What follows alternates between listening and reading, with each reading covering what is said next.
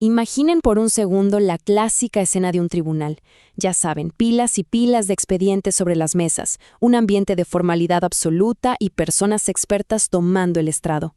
Hacen afirmaciones con una seguridad que parece implacable, usando un lenguaje súper técnico para hablar sobre la mente humana, el trauma, la culpa. Y claro, desde afuera parece una ciencia exacta, ¿verdad? Pero, a ver, ¿qué pasaría si gran parte de esta certeza fuera en realidad una ilusión? Bienvenidos a esta nueva exploración. Hoy vamos a desentrañar un fenómeno fascinante y la verdad profundamente preocupante que las fuentes especializadas han documentado a fondo.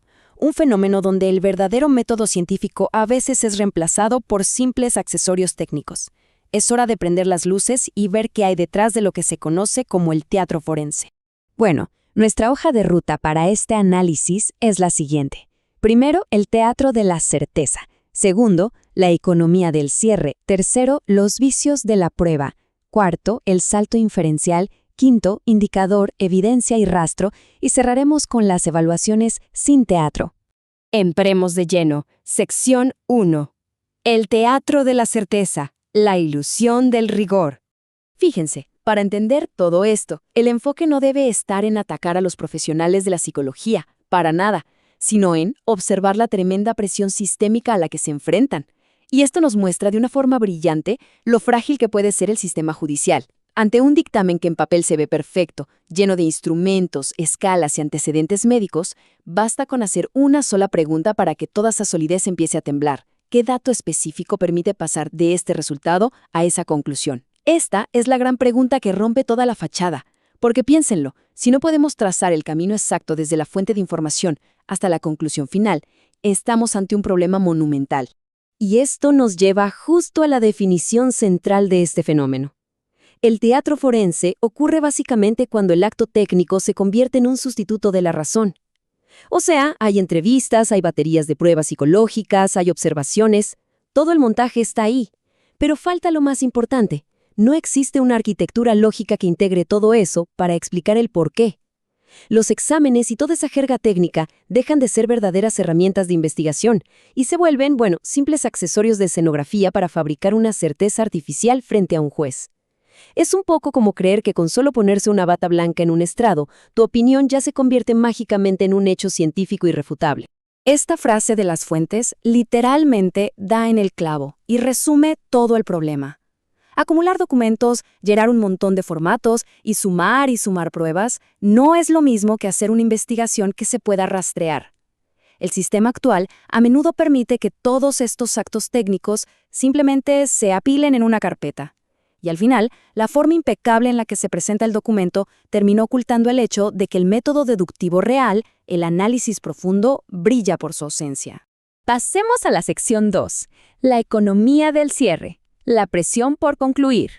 Aquí es donde tocamos la raíz sistémica del problema. Y lo realmente interesante, o más bien preocupante, es esa presión invisible que se respira en los pasillos de las instituciones. Operamos en un sistema judicial saturado, casi como si fuera una línea de ensamblaje de comida rápida. Frases de todos los días como «ya cierra el caso», «no te compliques la vida» o «ponlo claro» dictan el ritmo de trabajo. Y esto genera lo que las fuentes llaman una captura institucional del juicio profesional. ¿Qué significa esto? Que quienes evalúan ya no deciden únicamente basándose en la evidencia científica, sino en la necesidad de sobrevivir dentro de ese mismo sistema, evitando fricciones y entregando rapidísimo un producto que, al menos por encima, parezca lo suficientemente riguroso. Ahora, la sección 3. Los vicios de la prueba. Fallas en la evidencia. Entonces, ¿cómo se ven exactamente estas fallas en la práctica del día a día? Las fuentes identifican 3 vicios o trampas principales en las que se suele caer. El primero es la psicometrización defensiva.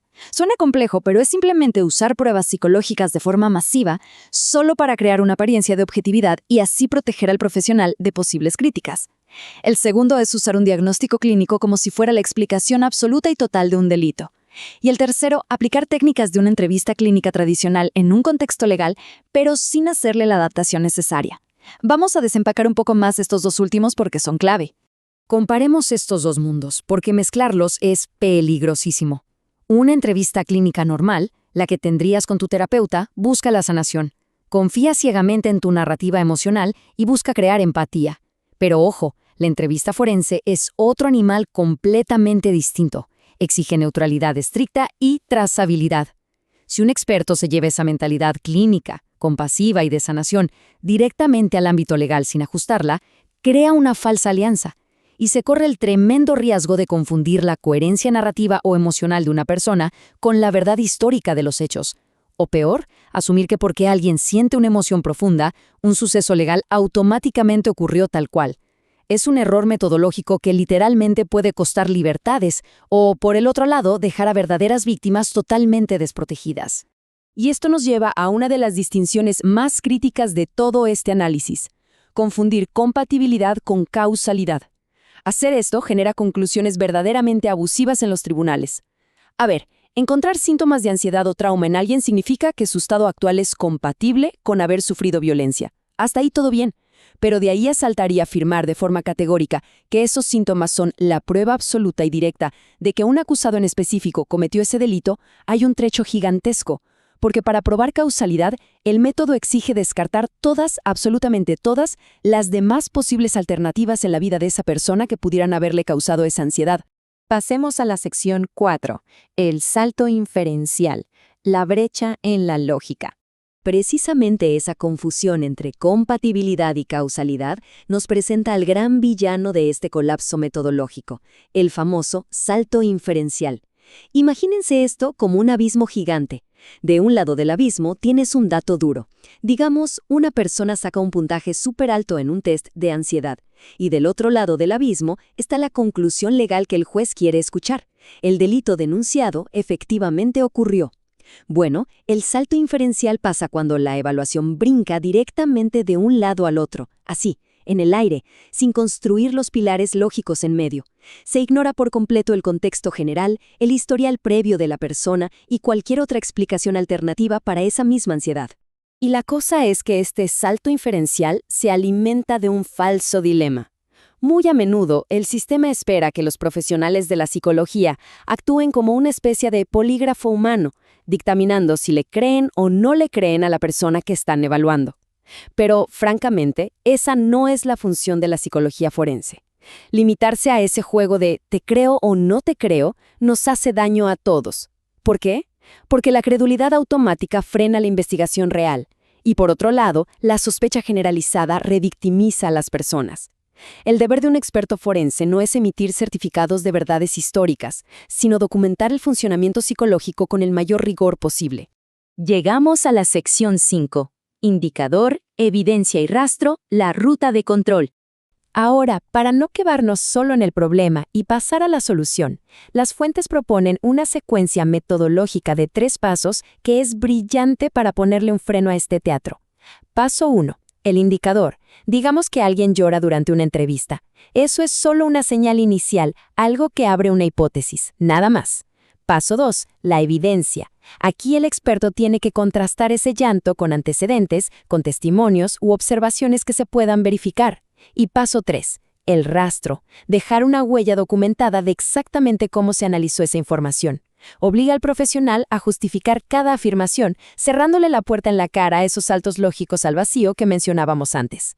Y dentro de esta ruta de control, surge una herramienta que sinceramente es fascinante tanto a nivel técnico como ético, el concepto de la no utilizabilidad. En un sistema que premia aplastar el acelerador y cerrar casos lo más rápido posible, tener el valor profesional de escribir en un dictamen oficial algo como ¿saben qué? Esta prueba no es útil para responder esta pregunta legal, o esta entrevista no me permite concluir culpabilidad, es un acto de valentía y verdadera diligencia forense. Decir no lo sé, o esto no sirve para esto, no empobrece la evaluación, de hecho, la depura, la hace más científica y en última instancia protege la integridad del proceso judicial. Y finalmente, la sección 6.